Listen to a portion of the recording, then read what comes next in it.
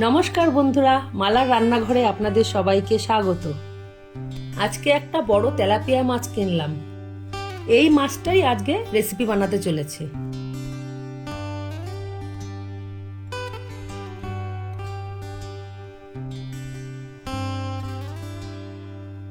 আমার জন্মদিনে উপহার পাওয়া মশলাদানিটা আজ প্রথম ব্যবহার করছি। রান্নার উপকরণগুলো সব গুছিয়ে নিয়েছি, মাছগুলো ধুয়ে পরিষ্কার করে নিয়েছি। এবার লবণ দিয়ে দিলাম আর দিয়ে দিচ্ছি হলুদ গুঁড়ো।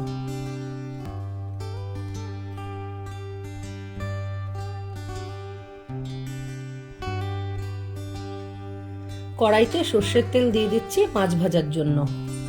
একটা কাঁচা লঙ্কা দিয়ে মাছের মাথাটা আগে ভেজে নিচ্ছি।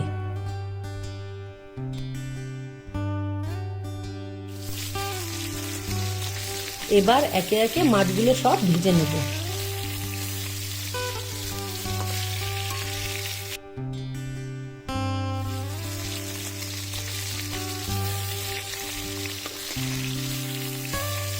মাছগুলো হালকা করে ভেজে তুলে নিচ্ছে।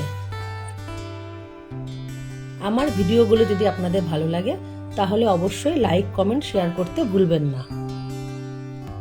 মাছগুলো সব ভাজা হয়ে গেছে। শুকনো লঙ্কা, কালো জিরে ফোড়ন দিয়ে দিলাম আর দিচ্ছি পেঁয়াজ বাটা। লবণ হলুদ দিয়ে সর্ষে কাঁচা লঙ্কা পেস্ট করে রেখেছিলাম, সেটাই দিয়ে দিলাম। আমার মা সর্ষে ঝালে পেঁয়াজ বাটা দিতেন, আজকে আমি সেই রান্নাটাই ট্রাই করছি। এবার অল্প করে জল দিয়ে দিলাম আর দিয়ে দিলাম একটু লবণ। এবার ভেজে রাখা মাছগুলো সব দিয়ে দিচ্ছি।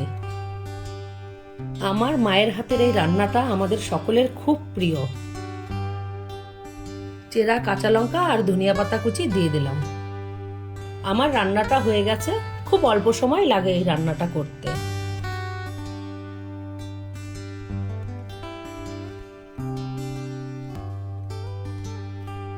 যা, একটা মাছ ভেঙে গেল।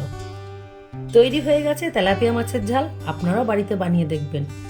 আজ তবে আসি, দেখা হচ্ছে পরের ভিডিওতে।